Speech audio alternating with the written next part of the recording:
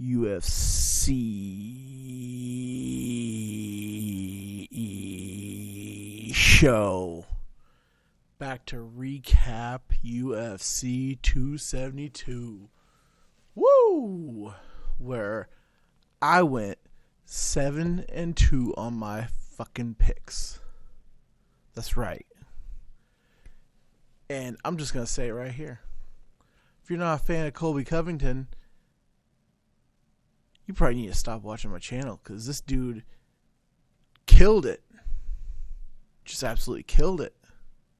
And that's why we have the get up that we got right on tonight. But yeah, it was amazing. It was a great card, top to bottom, 7-2. Killed the books. Absolutely killed them. Made the money. Stacked the money. Put it back to bet another day. Anyways. Yeah. So last time I sounded probably a little bit coarse. Went to the doctor, found out no pneumonia, no bronchitis, just a little bit of a cold that kind of sits in the middle of your nasal capacities. All good though. We're on our last day of whatever medicine they gave us, and they gave us an inhaler for the coughing fits, but everything's all good now. I was sick though. I was sick with getting these picks right. Gosh, dang. Anyways, shout out to Jolly Mac Coffee for sponsoring us. Everything, we appreciate them. Our new affiliate that we are with, Glitch, got a nice little shaker. Pretty nice. It says every second counts. It's got their logo on there. Pretty sick shaker. The shaker, actually, the medicine, they're not the medicine, but the shaker ball is actually attached to the. Let me put down this big piece of, belt here. Champion of picks here. The shaker, actually, the little ball is attached to the lid, so it actually mixes up quite nice. But like I said, we always gotta stay hydrated if you're gonna be, the best in the world. Salute.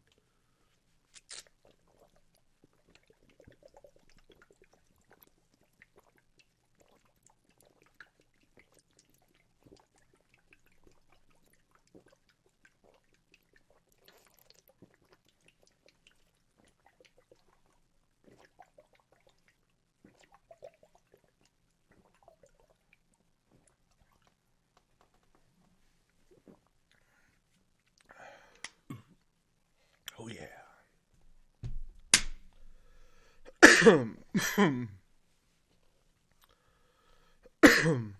That's a lot of drink. I think that's a lot more than I usually chug, but oh well.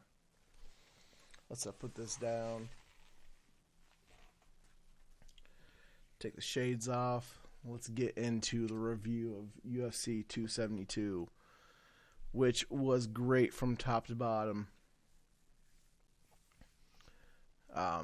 First fight of the night was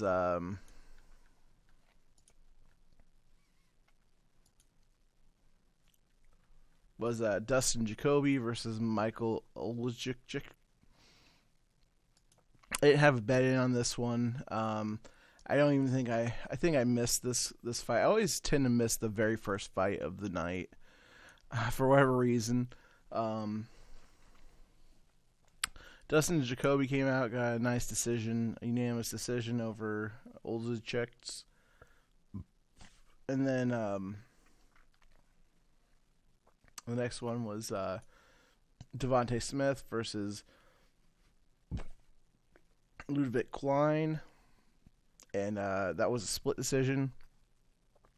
I didn't put any money on this one either. It was just, like it showed, it was a split decision. So some judges had it for Klein, some had it for Smith.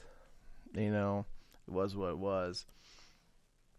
And then we went to the first fight of the night, and it was the very first pick on my card.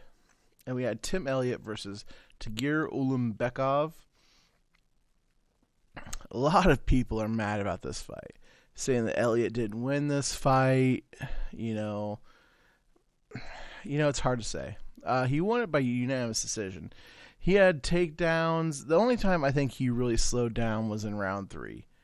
So, I mean, I don't know. I saw it as a Tim Elliott win. The books sure paid me because it was a Tim Elliott win officially. So I don't know how you could really call it not a win. Then the last fight on the early prelims was Brian Kelleher versus Umar Nurmagomedov. That was the second pick on our card, and we had Nurmagomedov by finish. Nurmagomedov. I sound like Joe Rogan. If you ever watch the clip of him after he interviews Umar, it's like he's like Nurmagomedov, and then he's like, ladies and gentlemen. So it's great. Umar won this submission, 3 minutes 15 seconds, just like I thought it would. These boys from Dagestan, they don't mess around.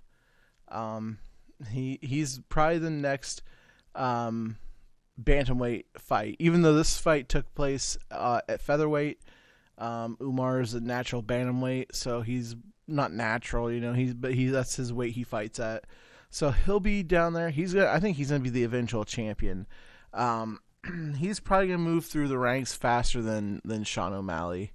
As much as I love Sean O'Malley, he's gonna have to, if he wants to win this title or be a champion, he's gonna have to move to featherweight, or he's gonna have to move to, or he's gonna have to get the belt before then, because Umar is just phenomenal. I don't see many people beating him. I think it's gonna be a hostile takeover of the UFC by these Dagestani boys. It's crazy how good they are, and they're trained by one of the best. I mean, and then so we go on to the prelims. We had the first loss of the night for me, which was Marina Marazz versus Maria Agapova. I had Agapova win this fight. Agapova was the favorite.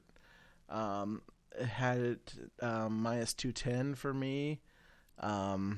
It was kind of, she got beat and submitted. So round 2, not a very good turnout for Agapova, but she'll bounce back. She's a tough competitor, is what it is. Next fight was Nicole Negumereanu versus Connetty Nchekwu, and it was a split decision. I did not bet on this, and this was not on my card. The next fight was a pretty interesting matchup, because it was at strawweight, and these two are both, I think they were number 3 and number 4, and to have Marina Rodriguez versus Jan, I don't know how to say her last name, but it was a split decision, very close fight. I was actually scared. I thought that Jan had won this fight. Back and forth battle.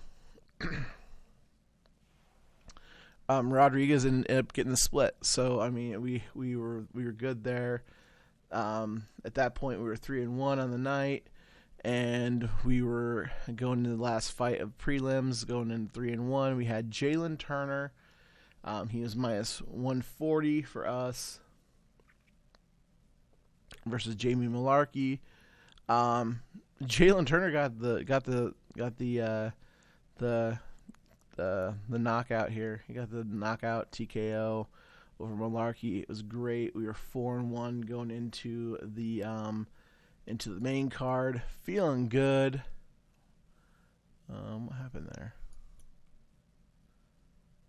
Going into the main card, we were pretty hyped. We had to start out the main card. We did not bet. I didn't put it officially on my card, but Sergey Spivak versus Greg Hardy, which, when is this experiment with Greg Hardy going to end? He's not that great at fighting. He's an athlete, but he is not a fighter, or he's not a UFC caliber fighter at heavyweight. Not yet. Maybe in the future, but I just don't see it now. I bet it on my own. I did not want to put it on my card because heavyweights are just so ridiculously unpredictable. So I didn't put it on my card officially. But I bet it. I bet Sergey. He won. So I ended up winning my money there. I just picked him to win. I can't even remember where I got him at. The DraftKings, I think, had him at negative 190, minus 190, and I had him at probably like plus. I probably not had plot wasn't plus, but it was probably like minus 170 or something on Caesars. I can't even remember what it was. Next we had Turner winning on the. So the first card that we had a bet on on the main card was Kevin Holland versus Alex Oliveira, the Cowboy. Kevin Holland I think he's going to be a force at welterweight. It's going to be probably about a year or so before he's in the top 10. Maybe if he gets another couple fights in this year, maybe he'll be inside the top 10. I think he's ranked number 14 right now. So we had Holland to finish this fight, and because he was such a heavy favorite, he was minus 320. So we had him by finish, and guess what? He finished. He got the knockout, TKO. So he ended up getting our money for us. Then we had one of my favorite fights of the night was Edson Barboza versus Bryce Mitchell. Bryce Mitchell is just an animal, and I love his. He's so entertaining. You cannot not like this guy. He is who he is. Like, he shows that, and he never, he doesn't stop. He's just gonna tell you what's on his mind and what he thinks is right. Listen to his interviews, his post-fight interviews, and everything. He's 100% himself. Loved the camo shorts. I'm an Iowa boy, so we do that hunt and fish and all that stuff. And he is great. He lives on a farm. He had a fight on Saturday. And he was back to the farm on Monday doing stuff. I saw on TikTok. So I was like, "Yo, that's awesome." I'm glad that there are still people out there that do this. He's kind of like a cooler version of Matt Hughes. Like Matt Hughes always seemed like he was a little bit arrogant to me, but what do I know? I mean, he could have been a really nice guy. But Bryce Mitchell just seems like he's down to earth, like, great guy. I saw him on Theo Vaughn's podcast. It was hilarious. Anytime you watch this guy, he's hilarious. He also raps. He does a lot of things. Then he also beats, UFC legends, It took 3 fights to do it, but Mitchell, he dominated this fight from start to finish. I'm excited to see what he does in the future here. I hope to see him fight again. I hope to see him fight 2 more times this year, at least. I would love that. Just because, the fighters that I like to watch, I feel like I tweeted this out earlier. So this will come out later, but I tweeted it on Wednesday. I said that I wish that I liked watching. I like watching fighters that are up and coming because they will fight they'll fight 4 or 5 times a year. And that's great. I like to see fighters, like, I want to see them compete more. As they climb the ranks, though, they fight less and less each year. And then eventually when they become champion, they fight maybe twice a year. And you're like, oh, man, I'd like to see him more. But, it is what it is, and I understand. I understand why they only fight a few times once they're, in the top 10 or top 5. But next we had RDA versus Hanato Makano. I think that's how they said it, Hanato Makano. And this was a beating. This was a massive beating. They should have truly stopped this fight. They should have stopped this fight a long time ago. Like, probably the 3rd, 4th round, the ref was going to do it, but he didn't. And, it went to decision. Moicano is very tough. We found that out. He's a tough competitor. He's going to go out there and give you everything he's got. He had a submission victory before this. And he comes in and just gets ran through. But, I hope the UFC, I hope they do something for him. Like, throw him a good matchup here coming up soon, or give him a shot at, getting ranked and climbing the ranks. But he just did not, he took it on short notice. RDA is tough, it was what it was. And, we had RDA at minus 175. So at that point, we're 7-1 on our card, going into the final fight of the night.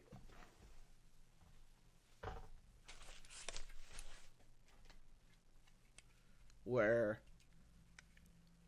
the man Colby Covington comes through, but did not come through the way I need him to come through. But he came through and got a decision victory over Jorge Masvidal. Just this was like a Colby Covington display of power. Like, you seen Colby dominate Jorge like it was nothing. Jorge could not stop. He would get taken down. He'd get back up. Covington tried to get him in a chokehold. Masvidal fought him off, but Masvidal wasn't even dominant in the striking area, which is where he should be dominant at. Let's just take a look at the numbers here.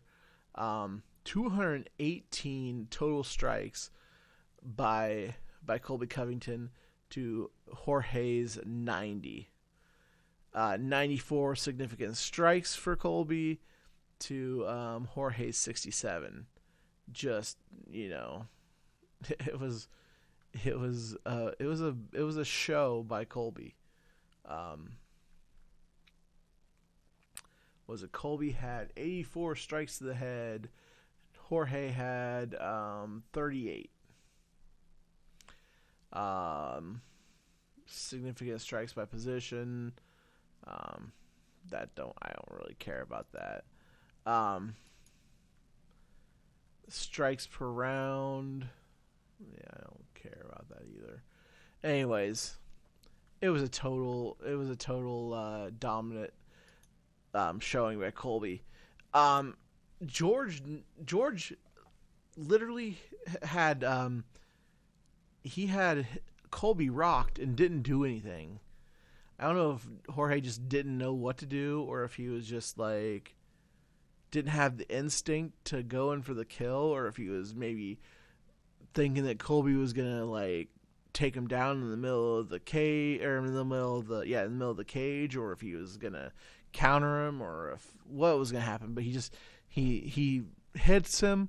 Colby drops to a knee and pops back up, clearly dazed, and Jorge just kind of backs off. Was he too tired? Did he figure if he didn't knock Colby out there that he was going to be just so gassed that he couldn't do anything? I don't know. But he didn't do what he needed to do. Jorge was ranked number 6th. I don't know where you put him after this, because truthfully, I don't know if he can beat anybody else outside of the rankings right now. I mean, let's take a look at some of the rankings at welterweight right now. So Jorge went from 6th to 7th. Stephen Thompson jumped over him. You've got above George, you've got Sean Brady, Neil Magny, Michael Chiesa, and Khamzat. Khamzat, if he fights Masvidal, Khamzat's gonna kill him. Really don't know about Magny or Chiesa, but or Sean Brady. I don't know much about Sean Brady, so I can't really give you an accurate judgment on that. But I don't see Jorge being top 10. I don't know. I think he signed his deal before this fight, probably a good deal. But what does he do? I don't see him fighting Usman for the title again. Whereas Colby, he fights Dustin Poirier, or he fights someone else, Bilal Muhammad. Those guys are going to be tough challenges for Colby. But Colby's got fights. Who do you give Jorge? Because honestly, you don't think he's probably going to win enough fights again to get back into contention. And especially if he does, does he fight Colby Covington again and get destroyed again? I think so.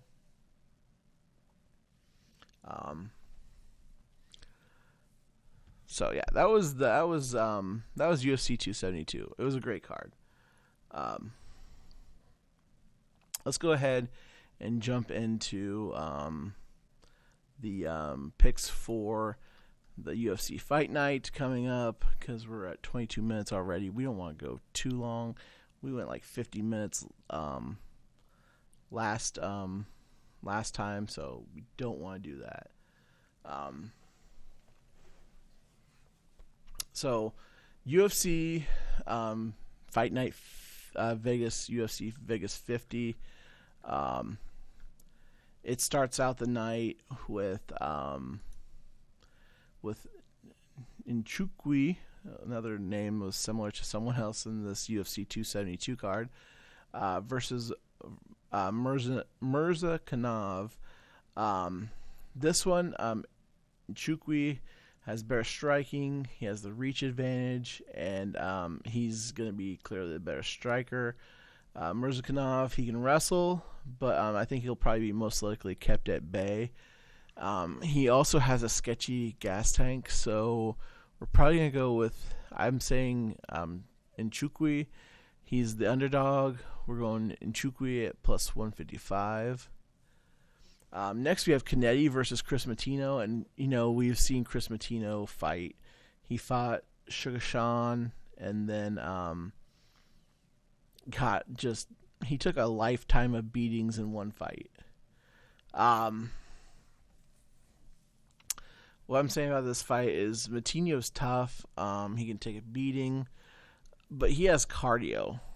He can withstand the punches that Connetty might throw. Connetty's going to be the better striker, but I think he can withstand the strikes to get Connetty, to knock him down, do whatever he needs to. Connetty's he's most likely on his way out of the UFC. He's got 4 losses, and he also tends to throw less as the fight goes on. So if Montino can weather the first round, I'm sure he can throw enough volume in rounds 2 and 3 to win the fight. I'm going with Montino. He's the favorite here, minus 150.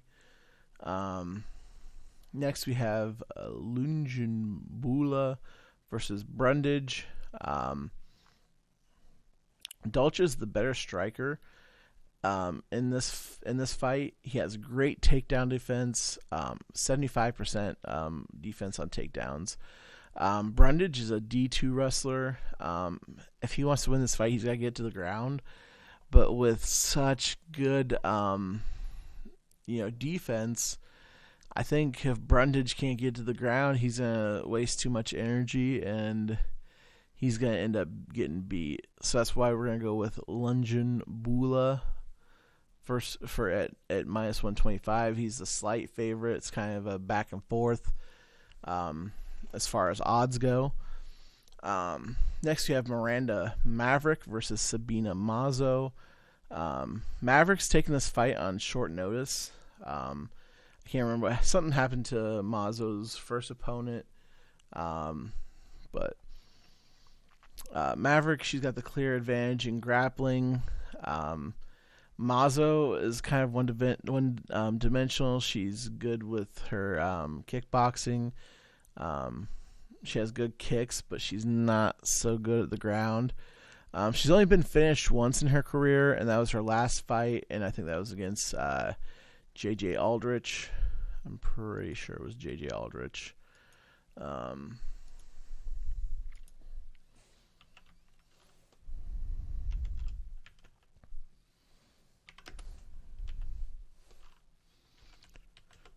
pretty sure. I just don't like. I hate to be wrong. No, it's her last fight. Her last loss was to Maria Agapova, who was she just came off a loss at UFC 272, but and she's also lost to Alexis Davis. So I was wrong on that. I think I was thinking of someone else. Yeah, but she's only been finished once. She's actually beat Jj Aldridge, so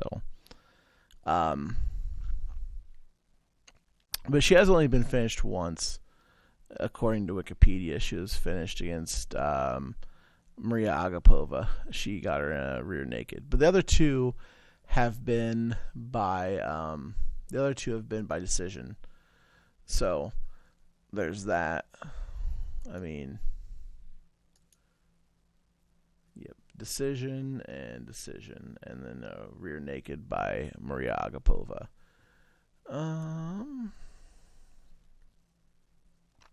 So I think that the best bet here is I think Miranda Maverick comes in here, wrestles her. I don't think she's going to get a submission on her, but she probably will go decision.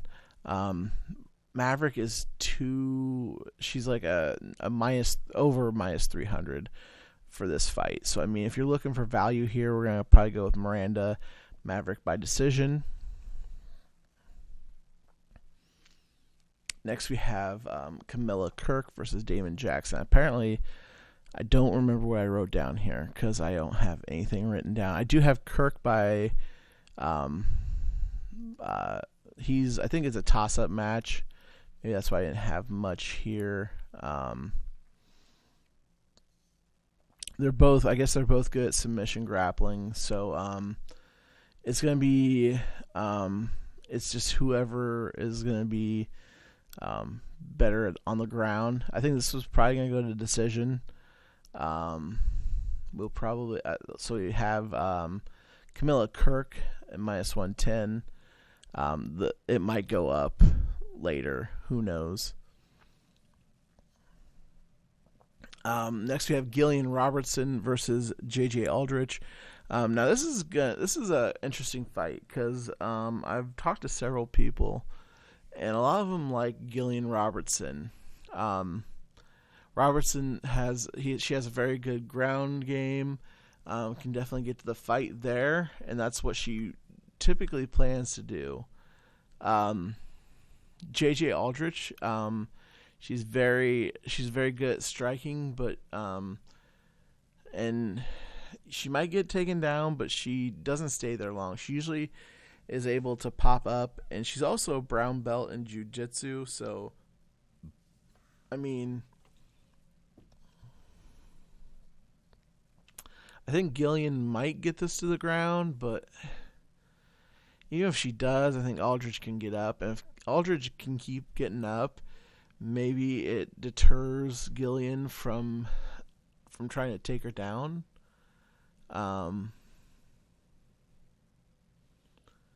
But you know, I don't know. I think I'm going with Aldridge at +110. I think that she just has to like maybe fend off a couple takedowns or get up from a couple takedowns, and you know, make sure that Gillian doesn't do anything when she's got her on the ground. Next we have Matthew Semmelsberger versus AJ Fletcher. I just think AJ Fletcher, this is a lot for AJ Fletcher right away. Semmelsberger has fought the tougher opponents. I just don't think AJ Fletcher's ready for this. I didn't have very many notes for this, so that's why I kind of went with, I just wrote down Semmelsberger -230. That's who I'm going to pick. They're both, I mean,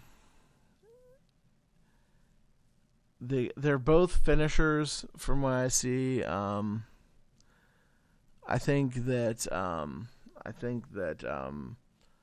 Semmelsberger wins this fight. It might go to decision. They're both finishers. I just think that this fight's gonna go Semmelsberger way because he's got more fights. He's got more experience in the UFC. Fletcher's coming off of the Contender Series, so I mean this is a tough matchup right away. If anything, I might say you could go with Semmelsberger by finish because he has the capability to submit people too. You could do the finish would be TKO, KO, DQ, sub. You could go with that and get some value there. But I would just probably, I don't know, picking him straight up is 230. I mean, I bet Izzy straight up on versus Whitaker, and I bet him at -280. So we can go. I don't have a problem betting a money line fight at negative or -230. So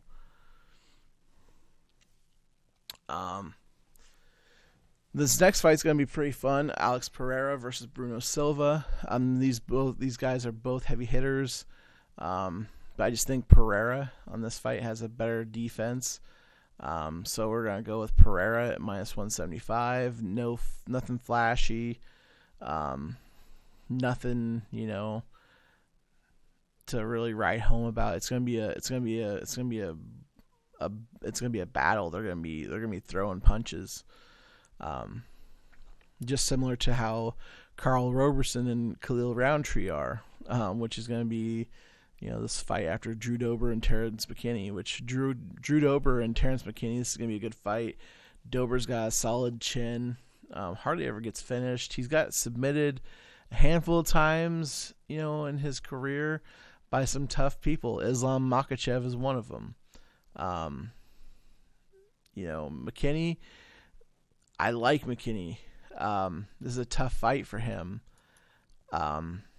He's got that great wrestling pedigree.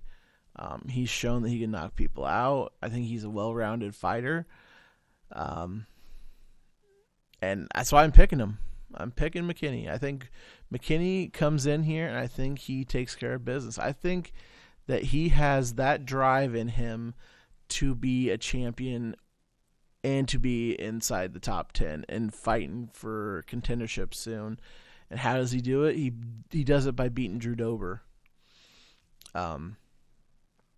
It's a risky pick because Drew Dober is very tough. But I think McKinney shocks the world. I think he's that tough. I think he's gonna be champ someday.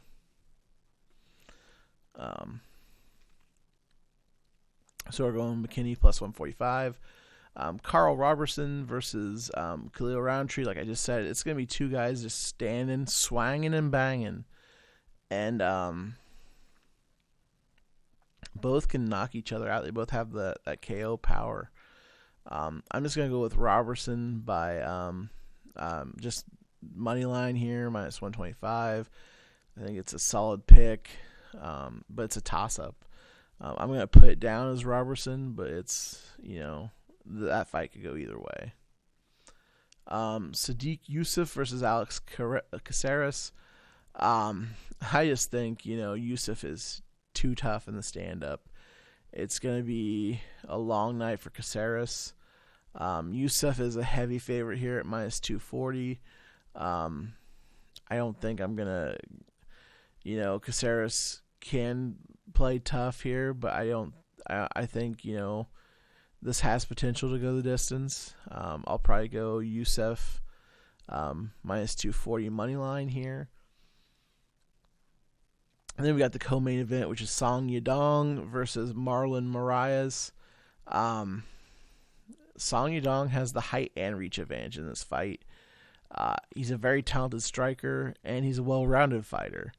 Moraes is lost all 3 of his fights recently, all by knockout. He's been knocked out 3 times in his last 3 fights. And he's got a short gas tank. The best way to bet this fight is I think Yadong finishes this fight.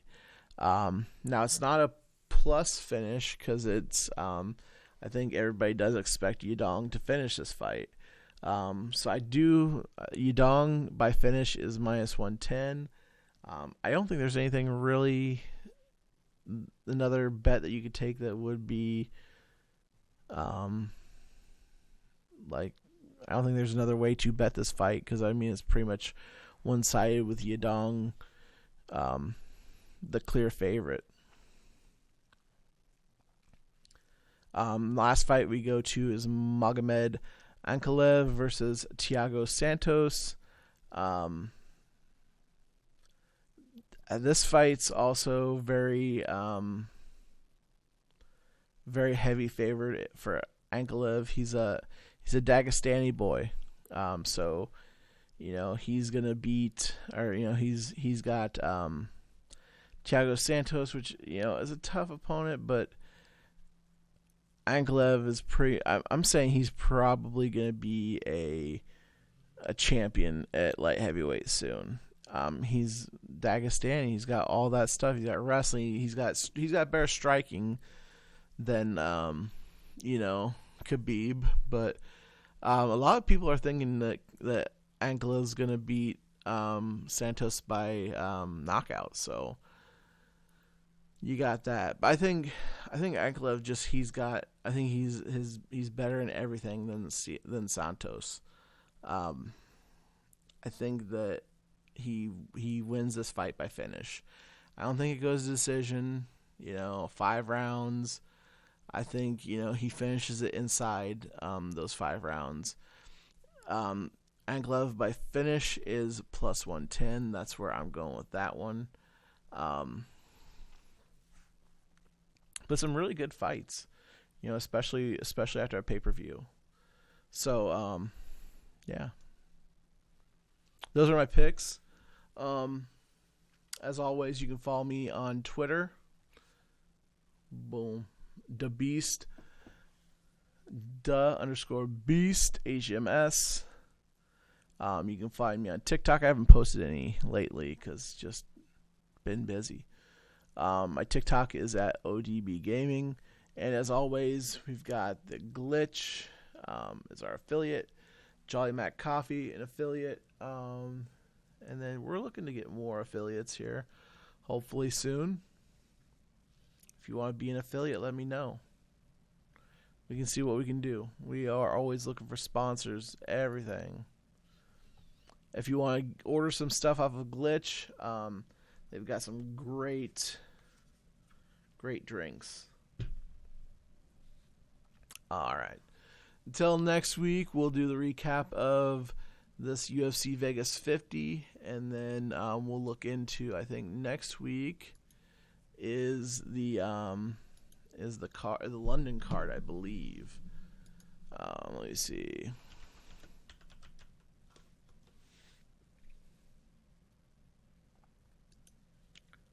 UFC, yep, it is.